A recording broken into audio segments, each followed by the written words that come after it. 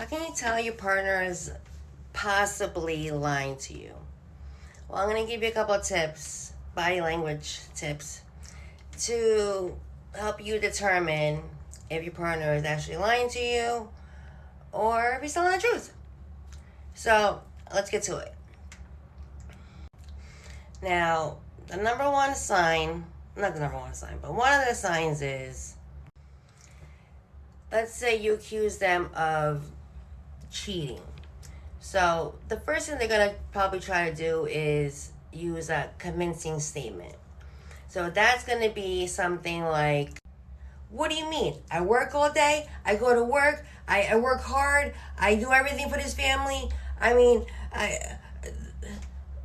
Stuff like that. So he's building himself up like, I'm this great guy, I work, how could you accuse me of this? But he doesn't answer the question. He's not saying, no, I'm not cheating on you. If you weren't cheating on somebody, your first response would be like, no, I'm not cheating on you.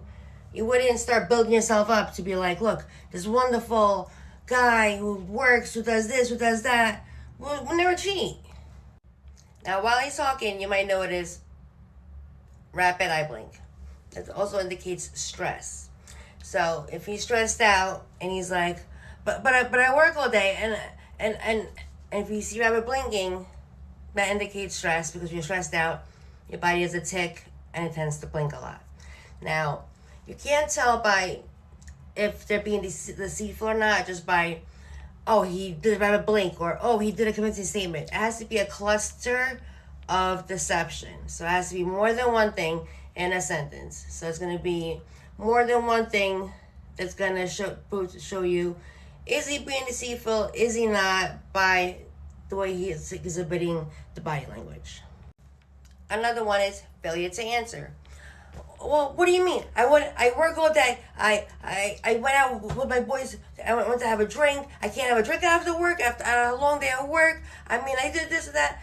So if you ask him a question and he's giving you he's pretty much giving you a verbal salad, but not answering the actual question, chances are he's being deceitful. Because if you ask me a question that I know the answer to, and I'm telling the truth, I'd be like, the answer is I went for a drink with my friends, and that's it. I wouldn't beat around the bush and take me an hour to get to actually answer the question, if I even do answer the question, if they're being deceitful. But keep in mind, there's a baseline for everybody. So if your partner has a tick that he constantly does, that might be his baseline. That does not necessarily mean that he's lying. But if his baseline is, usually twitching, even when he's telling the truth, that just might be a thing he does, and don't even count that as a lie. Unless he's doing it to an extreme, like he's never done it before, then that's a different story. Another sign of nervousness is lip compression. That means like you're holding something back. You don't want to say something. I'm trying not to say something. I have a lie that I don't want to say, so I'm just gonna tighten my lips and try to hold it in. I don't want it to blurt it out. That's also a sign of stress. Like, okay, like, you're trying to, you don't want to say what you were thinking, so kind of body's just like, right, keep it shut. You don't want to say that. That's gonna give it away. That's another sign of lip compression. It's like a tightness of the lips, thinning of the lips. Another one is grooming, licking your lips. That's also. That doesn't also necessarily mean they're not being truthful. It's a way of grooming yourself. If your lips are dry, if it's hot, your lips get dry, lick your lips, you're fine. But it also, stress indicates your lips getting dry, which makes you automatically lick your lips. That's another, lip tension, licking your lips, those are both signs of stress. Inconsistency to the story. So, at first, your husband says, or boyfriend, I went to get a drink with my buddy Tom, and then we went home went to his house, and we just watched football. And then after a couple, you tell the story a few times.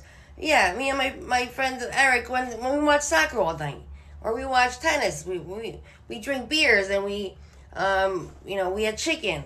And later on, he's like, yeah, we drink wine and had Doritos. Like, if his story changes, that's basically a sign of deception, because if you know your story and you know what happened, you're gonna tell the story the way it happened. You're not gonna forget things that you or remember things that you forgot before. Well, you might remember things before, but your story's gonna stay consistent if you're telling the truth, pretty much. Now, like I said, just one of those things I mentioned does not mean deception. But if if you're listening to a story and you see multiple of those indicators, like I indicated, lip compression, eye twitter, inconsistency, um, um, defensiveness, just look at all the things that we discussed. And if they're all or most are consistent with the story that he's been telling you, chances are he's not telling you the truth. If I was telling you the truth, I would stick to my story. I would say it the same way, the same time, every time I said it. Maybe one or two little things would change, but to the most part, you would know if I was telling the truth. Another thing is, most people think that someone's lying, they would look away, like, not make eye contact.